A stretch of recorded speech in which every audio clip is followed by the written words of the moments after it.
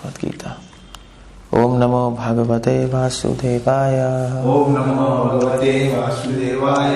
ओम नमो भगवते वासुदेवाय। ओम नमो भगवते वासुदेवाय। ओम नमो भगवते वासुदेवाय। ओम नमो भगवते वासुदेवाय। हम लोग पढ़ रहे हैं भगवद गीता अध्याय 4 श्लोक संख्या 3। कर्मणे अकर्म यः पश्चेत्। कर्मणे कर्मे अकर्म यः पश्चेत्। कर्मणि च कर्म यः। कर्मणि च कर्म यः। स बुद्धिमान् मनुष्येषु। स बुद्धिमान् मनुष्येषु। स युक्तः कृत्स्न कर्म कृत्। कृष्ण कर्म कृत। सो ठीक है। तात्पर्य और अनुवाद श्रील प्रभुपाद द्वारा। जो मनुष्य कर्म में अकर्म और अकर्म में कर्म देखता है वह कभी मनुष्यों में बुद्धिमान है, वह सभी मनुष्यों में बुद्धिमान है और सब प्रकार से कर्मों में प्रवृत्त रहकर भी दिव्य स्थिति में रहता है। तात्पर्य श्रील प्रभुपाद के द्वारा। ठीक है, पहले हो गई पे करता हूँ, मैं एक्सप्लेन कर दूंगा तात्पर्य, है ना। ओम अज्ञानातिमिरन्धस्य ज्ञानाञ्जन शलाकया शुरुन्मिलितं येन तस्मै श्री गुरुवे नमः। नमो विष्णुपदाय कृष्ण पृष्ठाय भूतले श्रीमते भक्ति वेदांत स्वामी। नमस्ते सरस्वती देवे गौरवाणी प्रचारिणे निर्विशेष शून्यवादी भाषाने। प्रभुपाद लिख रहे हैं, कृष्ण भावना अमृत में कार्य करने वाला व्यक्ति स्वभावतः कर्म बंधन से मुक्त होता है। एक्चुअली इस श्लोक में भगवान ने एक सीक्रेट बताई है। कृष्ण कह रहे हैं सब बुद्धिमान मनुष्य। बुद्धिमान व्यक्ति कौन है?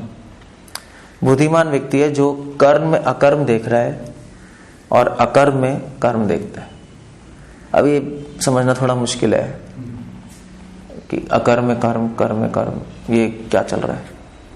तो प्रभुपाद उसको एक्सप्लेन कर रहे हैं कि कर्म मतलब, यहां पे प्रभुपाद कर्म का मतलब ले रहे हैं कि कृष्ण भावना भावित में काम करना।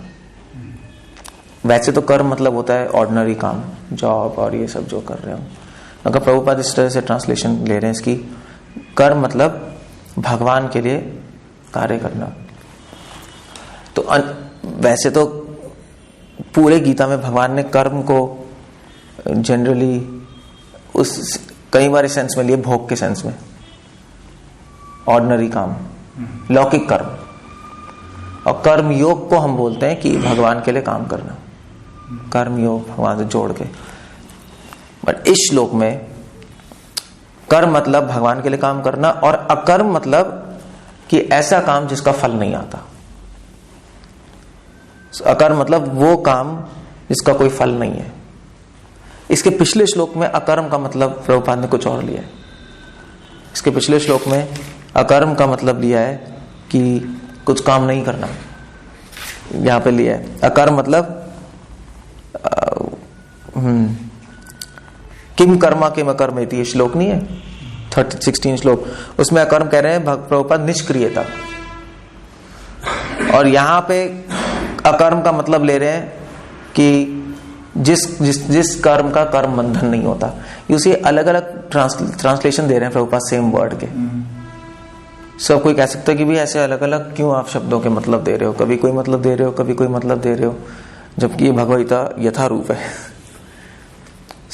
उसका आंसर क्या? उसका आंसर ये है कि हर शब्द का संस्कृत में अलग अलग जगह अलग अलग मतलब हो जाता है और इस भाषा में भी ऐसे होता है। तो जैसे उदाहरण के लिए अगर हम किसी को बोलें कि तुम स्मार्ट हो, तो स्मार्ट का मतलब तो वैसे हुआ कि सुंदर और स्मार्ट आदमी। मगर अगर कॉलेज में किसी फ्रेंड को बोलो ना तू स्मार्ट है, तो उसका मतलब है कि एक्चुअली शाना है, नहीं शार्प। वो स्मार्ट का मतलब वो गलत सेंस में है स्मार्ट, है नहीं। इसलिए अलग अलग शब्दों के अलग अलग मीनिंग आते हैं। जैसे उदाहरण के लिए अगर हम बोले, अगर माँ बोले अपने बच्चे को कि तू मेरा लाल है, तो वो लाल मतलब वहां पे लाल रंग नहीं है वो लाल मतलब बेटा मेरा, प्रिय है नहीं, सी उसी मीनिंग चेंज होते हैं। इसलिए किस शब्द का क्या मीनिंग है किस श्लोक में, वो तो केवल कमेंट्री से पता लग सकता है, आचार्यों के द्वारा, खुद नहीं पता लग सकता। इसलिए कोई और ट्रांसलेशन करेगा तो कुछ और मतलब निकालते रहेंगे। इसलिए प्रभुपाद ने कहा यथारूप है, क्योंकि अगर कोई और ऐसी संस्कृत पंडित आ जाए वो तो ट्रांसलेशन करेगा, वो अकर्म को लेगा निष्क्रियता, अकर्म को ऐसे लेगा वो, अगर प्रभुपाद ने ऐसे नहीं लिया। सो इसीलिए प्रभुपाद ने लिखा यथारूप। हमें परंपरा से पढ़ना पड़ेगा, अगर संस्कृत भी आती है तब भी परंपरा से पढ़ना पड़ेगा, क्योंकि बिना परंपरा के आप कुछ भी मीनिंग समझ नहीं पाओगे।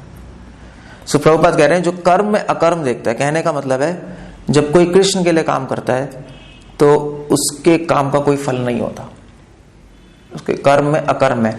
बेवकूफ लोग समझते हैं कि ये काम कर रहा है हमारी तरह, ये भी खा रहा है मैं भी खा रहा हूं, ये भी चल रहा है मैं भी चल रहा हूं, तो ये भी बंधन में पड़ रहा है मैं भी बंधन में पड़ रहा हूं, मगर एक्चुअली ऐसा नहीं हो रहा। वो बंधन में पड़ रहा है और हम बंधन से मुक्त होते जा रहे हैं। बट मूर्ख आदमी को ये समझ नहीं आएगा, बुद्धिमान आदमी को समझ आ रहा है जो कर्म में अकर्म देख रहा है। जैसे उदाहरण के लिए नहीं होता कि भागवत में लिखा है कि जो आदमी सो रहा है और जो समाधि में है दोनों एक ही लगेंगे।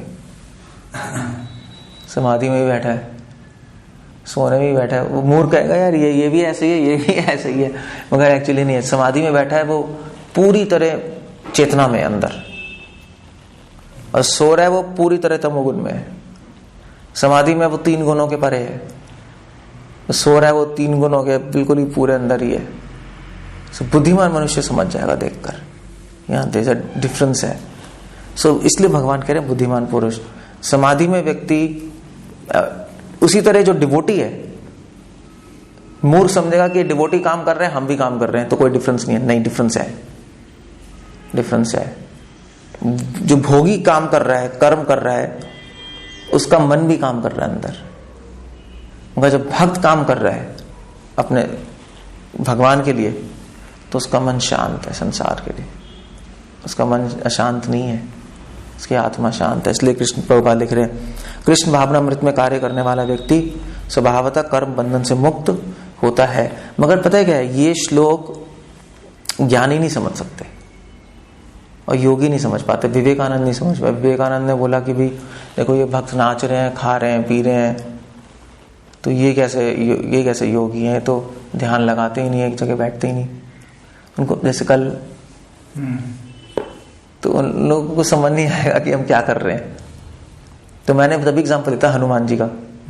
हनुमान जी तो कभी ध्यान में नहीं बैठे, कभी भी नहीं बैठे, वो तो बस भागते जा रहे हैं इधर उधर। और राम भगवान ने, जब राम भगवान जंगल गए तो ऋषि मुनि जो थे डंडा करने में, उनको उन्होंने छोड़ के बंदरों को अपनी सेवा में लगाया। उनको क्यों नहीं लगा सकते थे? तो ऋषि मुनि के तो शक्तियां भी होती हैं, शक्तियां इस्तेमाल करके सब बंदरों के पास, बंदर तो जब लड़ाई कर रहे थे पत्थर फेंक रहे। राम भगवान ने मैं दिखाया कि चाहे तुम कितनी बड़े ध्यानी, कितने बड़े योगी हो जाओ, मगर मेरी सेवा का अवसर नहीं मिलेगा जब तक तुम मेरी सेवा करने, मेरे लिए काम करने के लिए तत्पर नहीं हो। अगर तुम अपने ध्यान में बैठे रहोगे तो बैठे रहो भैया, तुम्हारा अपना एजेंडा है।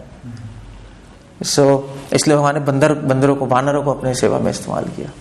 इसलिए प्रभुपाद ने कहा है कि डू समथिंग फॉर कृष्ण, भगवान के लिए कुछ करो। प्रभुपाद ने बोला जब तक जवान हो, शक्ति है, कुछ कर लो, क्योंकि बूढ़े हो गए तो फिर मुश्किल ही है, फिर क्या करेंगे हम, फिर कैसे होगा। इसलिए प्रभुपाद ने अपने यंग जो डिसाइपल्स उनको संन्यास दिया। मतलब इतने यंग लोग थे, 19, 20, 25 साल के। तो प्रभुपाद के जो गुरु भाई हैं वो कह रहे थे क्या है, तुम इतने यंग लोगों को संन्यास दे रहे हो, इनको तो फॉल डाउन हो जाएगा। तो प्रभुपाद ने कहा तुम लोग बेवकूफ हो, क्योंकि संन्यास यंगी लोगों को दिया जाता है। ठीक है, हमें पता है रिस्क है फॉल डाउन होने का, मगर भगवान के लिए इतना काम भी तो कर देंगे वो लोग। अभी राम भगवान को पता था कि अगर रावण से लड़ोगे तो बंदर मरेंगे भी, रिस्क है। तो कहेगा यार आपने मरवा दिया इतने सारे लोग, आप कैसे भगवान हो। मगर सेवा काउंट हो जाएगी, सेवा काउंट हो गई। अब बुढ़ापे में तो फिर कुछ ना सेवा हो पा रही है तो वो तो पहले ही फॉलन है, बैठ के क्या करेगा घर में बैठ के, कुछ कर ही नहीं सकता। इसलिए प्रभुपाद बहुत इंटेलिजेंट थे। इसलिए प्रभुपाद लिख रहे हैं कृष्ण भावनामृत में कार्य करने वाला व्यक्ति स्वभावतः कर्म बंधन से मुक्त होता जाता है।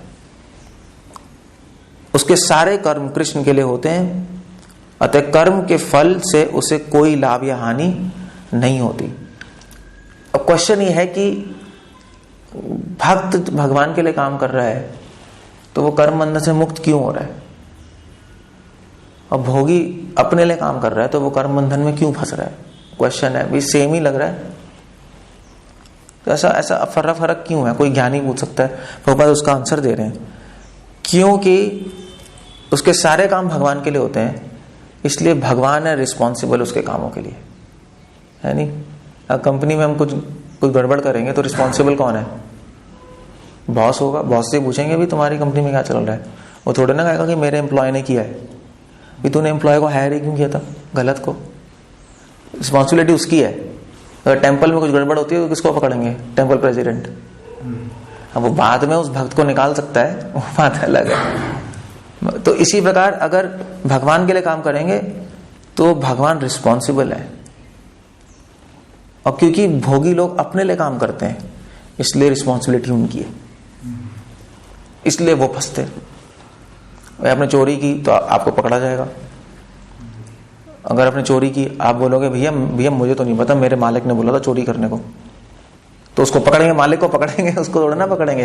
मैं क्या करूं, मैं तो एम्प्लॉय हूं। सो ऐसे ही है, अगर हम भगवान के लिए काम करेंगे तो भगवान रिस्पॉन्सिबल है। तो इसलिए क्योंकि भगवान रिस्पॉन्सिबल है, हमें कुछ नहीं होगा। हमें कोई आएगा पकड़ने में, भी भगवान ने बोला था, हम क्या करें, उनके पास जाओ। तो पॉइंट यह है कि भक्ति में स्वार्थ नहीं है, इसलिए हम नहीं फंसते। और भोगियों का पूरा जीवन ही स्वार्थ है, वो तो अपने लिए जी रहे हैं, दिखाते हैं कि दूसरों के लिए जी रहे हैं, मगर एक्चुअली जी रहे अपने लिए होते हैं। नहीं दिखा रहे मैं अपने वाइफ के लिए जी रहा हूं, अपने बच्चों के लिए, मगर एक्चुअली ऐसा कुछ नहीं है, अपने लिए ही जी रहा है वो, समाज के लिए जी रहा हूं, गलत। तो इसलिए वो फंस जाते हैं। इसलिए पॉइंट ये है कि जहां स्वार्थ है वहां कर्म बंधन लगेगा, जहां स्वार्थ नहीं है वहां कर्म बंधन नहीं लगेगा। और ये जानना बहुत जरूरी है एक्चुअली, क्योंकि प्रभुपाद लिख रहे हैं सारे कर्म कृष्ण के लिए होते हैं। इसलिए कभी कभी क्या होता है, मंदिर में रह के भी अगर हम अपने स्वार्थ के लिए काम करना शुरू कर देंगे तो फंस जाएंगे। तो जरूरी नहीं है कि हम मंदिर में हैं तो हाँ ठीक है, कृष्ण के लिए तो काम कर ही रहे हम। तो फिर अगर ऐसी बात होती तो डिवोटीज का फॉल डाउन क्यों होता? तो मंदिर में ज्वाइन कर रहे हैं तो किसी का फॉल डाउन नहीं होना चाहिए, मगर फॉल डाउन होता है, हमने देखा है। क्यों होता है? क्योंकि वो बाहर से भगवान के लिए काम चल रहे हैं, मगर अंदर से स्वार्थ हो रहा है। सो कर्मों के चक्कर में फंस जाएगा वो, इमीडिएट फंस जाएगा वो। सो इसलिए हमें ध्यान रखना है कि भगवान यहाँ पे हमें सीक्रेट बता रहे हैं कि स्वार्थ से काम करने में फंसोगे, निस्वार्थ अगर भगवान की सेवा करोगे तब बच जाओगे। इसलिए प्रभुपाद लिख रहे हैं कृष्ण के लिए काम करना, अपने लिए नहीं। भगवान के साथ रह के भी अपने लिए काम कर सकते हो, पॉइंट ये। And then we are going to fall down. So या भगवान की आड़ में अपने लिए काम कर सकते हैं, ये भी तो होता है। दयारामी महाप्रभु कह रहे हैं कि भी आपका मंदिर बन गया, सब अच्छा हो गया, बड़े बड़े मंदिर, और फिर वो अपना रूम लेके आराम से वो यूज कर रहा है अपने लिए। ऐसे भी तो होता है, कई लोग इस्कॉन को यूज भी तो करते हैं पैसे कमाने के लिए, या फॉरेनर से शादी करने के लिए, या अपने पूजा प्रतिष्ठा जो भी है, तो फिर वो फंस जाएगा। इसलिए भगवान कह रहे हैं बुद्धिमान मनुष्येषु, बुद्धिमान व्यक्ति ये सब देख सकता है। एक मूर्ख नहीं, मूर्ख को पता नहीं लगेगा। मूर्ख मंदिर आएगा, हाँ भाई ये भी स्वामी जी, ये भी स्वामी जी, ये भी स्वामी जी, हमें पता क्या चल रहा है। जो कर्म में अकर्म देख रहा है, या जो कर्म में क्या देख रहा है, निस्वार्थता। यहाँ पे अकर्म का मतलब हो गया एक्चुअली निस्वार्थता, समझ आए? यहाँ पे एक ये मतलब हो गया, तो फल नहीं लगेगा। फल स्वरूप वह मानव समाज में बुद्धिमान होता है, यद्यपि वह कृष्ण के लिए सभी तरह से कर्मों में लगा रहता है। अकर्म का अर्थ है, प्रभुपाद लिख रहे हैं, देखो ट्रांसलेट, अकर्म का अर्थ है कर्म के फल के बिना। दूसरी ट्रांसलेशन आ गई सीधा। निर्विशेषवादी इस भय से सारे कर्म करना बंद कर देते हैं। सो ज्ञानी क्या होते हैं? ज्ञानी लोगों को समझ नहीं आता कि ऐसा भी कोई काम होता है जिससे कर्मों से मुक्ति मिल जाती है। तभी विवेकानंद जब साउथ इंडिया गए ना, तो उन्होंने कहा यार ये तो सभी कुछ कर रहे हैं, ये तो कर्मों में बन जाएंगे, इनको तो बैठ के समाधि में जाना चाहिए। यही है ना बड़े बड़े योगी, और समाधि में बैठना चाहिए, वरना जैनों का यही सिद्धांत है, या कर्म करोगे तो फल लाएंगे, कर्म बंद कर दोगे तो फलों से मुक्ति हो जाएगी, इसलिए वो समाधि में बैठते हैं। जो शंकराचार्य, ज्ञानी, ये सब इनका यही फिलॉसफी है। तो प्रभुपाद कह रहे हैं कि उनको कर्मों से भय लगता है, भय है उनको, यार ये सब काम में फंस जाएंगे हम, तो काम वाम छोड़ो, हिमालय चलो, आंख बंद करो, बैठ जाओ, तब बच जाएंगे। मगर एक्चुअली बचेंगे नहीं। क्यों? क्योंकि भगवान कह रहे हैं वितराग भय क्रोधा मनमया मामापाश्रिता। कृष्णा कह रहे हैं मेरी शरण लेनी है, बिना भय के लो। वो छोड़ के समाज क्यों जा रहे हैं? भय के कारण। तो समाज को तो छोड़ दिया, मगर भय ने पकड़ लिया उसको, फिर क्या है? तो गुफा में बैठ के भी वो भयभीत है, माइंड में तो भय है ना उसके, तो इसलिए वो भगवान पे ध्यान नहीं लगा रहा, वो भय पे ध्यान लगा रहा है। उसी नेट प्रॉब्लम दिया, उसके माइंड में भय घूम रहा है, अरे ये सब समाज बेकार है, इतना भयभीत है, भोग इतना भयभीत है। भक्त को कोई प्रॉब्लम नहीं है। भक्त को ना भोग से डर लगता है, ना त्याग से आसक्ति होती है।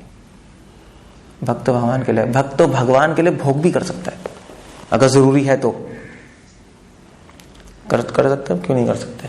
अगर भगवान आके बोले कि तुम्हें भोग करना है तो कर नहीं लेंगे? भक्ति संध्या कहते तो थे, अगर भगवान की सेवा के लिए मुझे 100 शादी करनी पड़े तो मैं तैयार हूं। उन्होंने कहा है। प्रभुपाद ने भी बोला कि भगवान के लिए सारे पैसे ले आओ, हम भगवान की सेवा में लगाएंगे। मूर्खों को लगेगा कि ऐसे एक्चुअली भोग कर रहा है, मगर एक्चुअली भोग नहीं कर रहे हम। मूर्खों को लगता है, एक्चुअली गौड़िया मठ वाले ना इस्कॉन को बहुत क्रिटिसाइज करते थे कि इनके स्वामी जी तो बड़ी बड़ी गाड़ियों में ट्रैवल करते हैं, लैपटॉप रखते हैं, प्लेन्स में जाते हैं, ये तो वैरागी नहीं है। मगर एक्चुअली उनको लग रहा है बाहर से भोगी है, मगर एक्चुअली बेवकूफ हैं वो लोग, क्योंकि हमें कोई मतलब नहीं है भोग से, हमें कोई मतलब नहीं है त्याग से, हमें मतलब है सेवा से। ना हम भोग से भय करते हैं ज्ञानियों की तरह, हमें भय नहीं है उससे, क्योंकि हम किसके लिए काम कर रहे हैं? भगवान के लिए। प्रभुपाद कह रहे हैं कि वो भय से सारे कर्म बंद कर देते हैं। हम कर्म करते रहते हैं, मगर किसके लिए? भगवान के लिए। हमें विश्वास है कृष्ण पे कि अगर भगवान के लिए काम करेंगे तो हमें कुछ नहीं होगा। कृष्ण असंभव को भी संभव बना देते हैं। कृष्ण अपने भक्तों को कमल के फूल की तरह बना देते हैं। कीचड़ में रह के भी हम ऊपर है। कृष्ण ज्ञान ही नहीं कर सकते, उनके बस की नहीं है ये। कर्म फल उसके आत्म साक्षात्कार के मार्ग में बाधक ना हो। निर्विशेषवादी सोचते हैं कर्म फल मेरे साक्षात्कार के उसमें बाधक हो जाएगा, किंतु सगुणवादी अपनी स्थिति से भली भांति परिचित रहता है कि वह भगवान का नित्य दास है। क्लियर हो गया, सिंपल हो गया। भक्तों को पता है कि कोई फर्क नहीं पड़ता, वही काम भगवान के लिए करेंगे। निर्विशेषवादी को सीक्रेट नहीं पता एक्चुअली, इसलिए वो त्याग में पड़े रहते हैं, मगर भक्त ऐसे नहीं है। अब एक्चुअली प्रभुपाद ने बोला था एक लेक्चर में, एक ऐसी कोई योगी आया था प्रभुपाद से मिलने, तो प्रभुपाद ने तो उसने कहा कि प्रभुपाद ये कि आपके भक्तों इतने टेस्टी प्रसाद खा रहे हैं, रसगुल्ले खा रहे हैं, ये तो फंस जाएंगे माया में। तो प्रभुपाद के रसगुल्ला पड़ा था, प्रभुपाद ने उठाया मुंह में डाला। प्रभुपाद ने कहा हम रसगुल्ला खाते खाते गोलोक जाएंगे। क्योंकि उसको पता ही नहीं प्रसाद की वैल्यू क्या है। मगर इसमें थोड़ा सा केयरफुल होना चाहिए कि वो अपने लिए ना खाना शुरू कर दें, बस ये है और कुछ नहीं है। ठीक है, हमें केयरफुल होना पड़ेगा, तो उनको भी तो केयरफुल होना पड़ेगा जो सबको छोड़ के जा रहे हैं। ऐसा थोड़ा ना उन लोगों का फॉल डाउन नहीं होता। गुफा में चले आते हैं, हिमालय में 5 साल बाद मेडिटेशन करके फिर नीचे आके 2-3 शादी कर लेते हैं, या जंगल में मंगल होता है नहीं। उनका भी ऐसे, वो भी ऐसे चलता है सब कुछ। जब तक भगवान की कृपा नहीं तब तक बच नहीं सकते आप। वो तो इम्पॉसिबल है, चाहे भाग जाओ गुफा में बैठ जाओ, कुछ नहीं होगा। अतः वह अपने आप को कृष्ण भावना अमृत के कार्य में तत्पर रखता है। प्रभुपाद लिख रहे हैं कि भक्त अपने आप को भगवान के कार्य में बिजी रखता है। बिल्कुल उल्टा है, भक्त अपने आप को पूरी तरह बिजी कर देगा, ज्ञानी अपने आप को पूरी तरह फ्री कर देगा। ये पागल हो गए हम तो, छोड़ो। एक ऑर्डिनरी आदमी को लगेगा यार ये तो बहुत स्ट्रेस में चल रहा है, टेंशन है इसको तो इतनी ही नहीं, वो लगेगा इतनी टेंशन क्यों ले रहे हो भाई, मगर ये टेंशन अच्छी टेंशन है। प्रभुपाद ने बोला है इसको, प्रभुपाद से एक्चुअली डिवोटी ने पूछा था कि प्रभुपाद मुझे इतनी टेंशन हो रही है, क्या करूं, अब ऐसे तो टेंशन तो अच्छी नहीं है। प्रभुपाद ने बोला नहीं, ये भगवान के लिए टेंशन है, अच्छी टेंशन है, स्पिरिचुअल एंजाइटी, प्रभुपाद ने कहा। और अब साइंस ने भी प्रूव कर दिया, एक्चुअली साइंस ने भी प्रूव कर दिया कि अगर आप प्रेम से टेंशन लेते हो तो वो शरीर के लिए अच्छा है, अगर आप अपने स्वार्थ के लिए टेंशन लोगे, पैसे के लिए, पूजा प्रतिष्ठा के लिए, तो वो बुरा है। वो रिसर्च करके उन्होंने बता दिया। जैसे माँ होती है, माँ अपने बच्चे के लिए टेंशन नहीं लेती, पूरी रात जागी रहती है। मैं देख रहा था ट्रेन में, वो बच्चा तंग कर रहा था, वो रात को जाग रही है, काम पूरे दिन काम कर रही है, मगर हमने नहीं देखा कि किसी माँ को हार्ट अटैक हो गया बच्चे की सेवा करते करते। कुछ का थोड़ा ना होता है, कोई स्ट्रेस थोड़ा ना होता है, बल्कि आजकल तो एक बच्चा होता है, पहले जाने तो 10-10 बच्चे होते थे।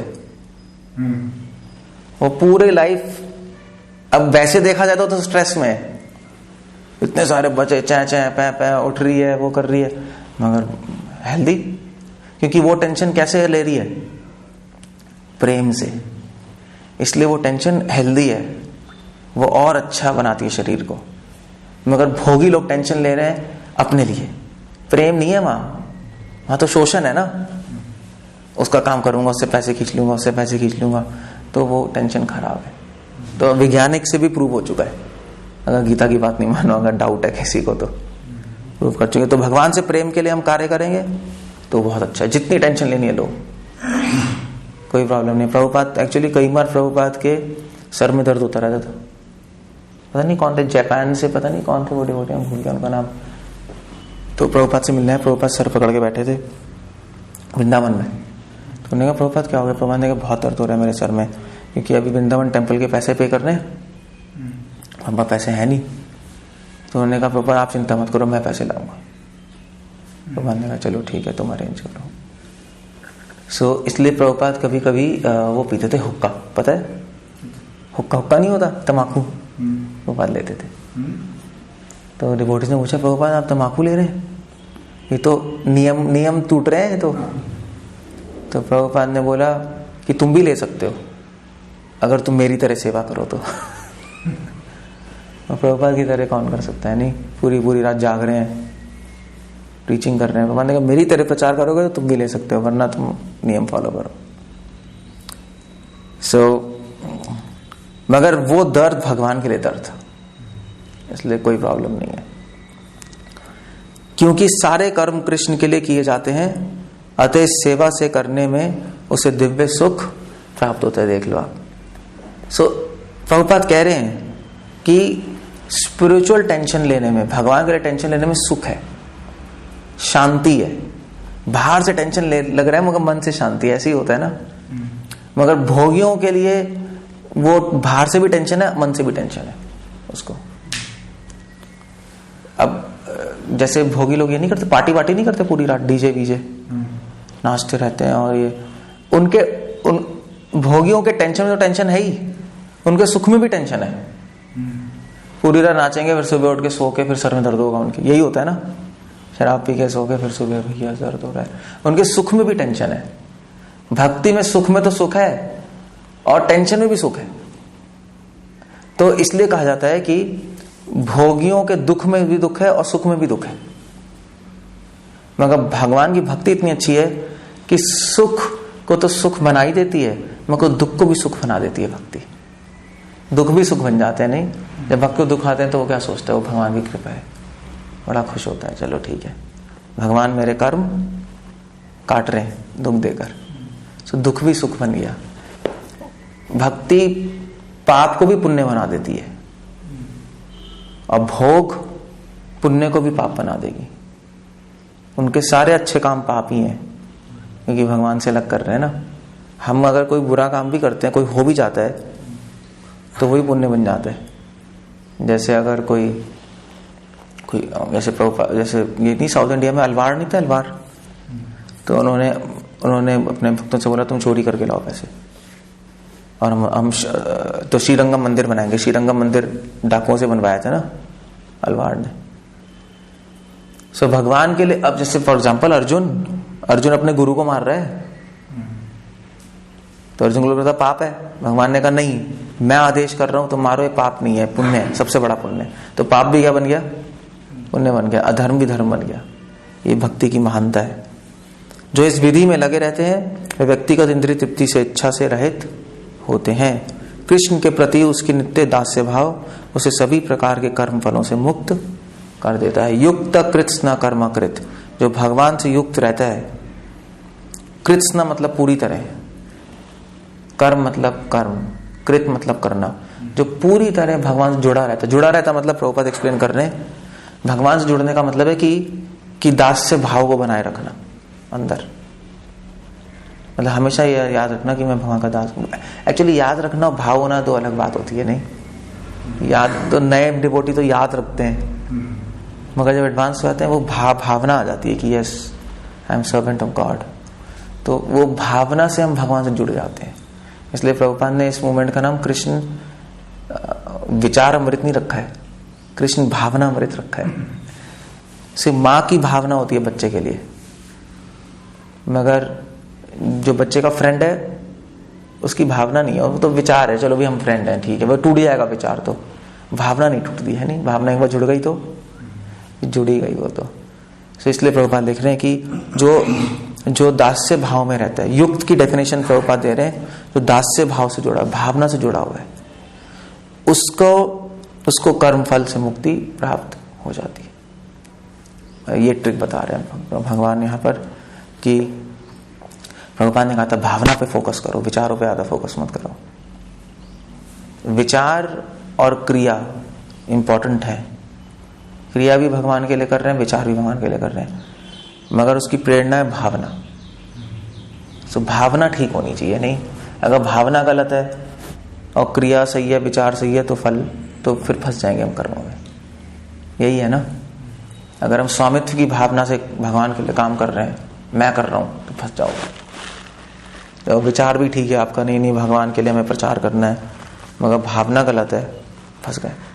सो ये भगवान ट्रिक दे रहे हैं इसमें। वो बुद्धिमान व्यक्ति है जो भावनाओं को फोकस करता है।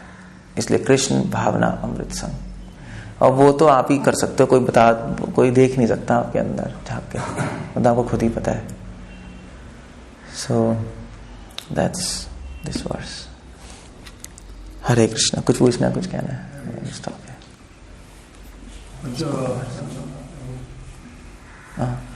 हुक्के का जो इंसिडेंट हुआ, किसका हुक्का प्रभुपाद की इसमें नीलामृत में मेंशन है। कभी कभी लेते थे तम्बाकू टाइप का हुक्का सर में दर्द होने के लिए। लीलामृत में है, लीलामृत में मेंशन है, या वो डायरी ना आपकी टीके जी डायरी, तमाल कृष्ण गोस्वामी की डायरी, शायद उसमें मेंशन है शायद। और एक ट्रांसेंडेंट डायरी हरी शौरी प्रभु की, उसमें हाँ शायद उसमें हो सकता है, मुझे नहीं पता, मगर भूल गया मैं। उसमें गुरु महाराज के कोर्स आते हैं। अच्छा, वो भी अच्छी है।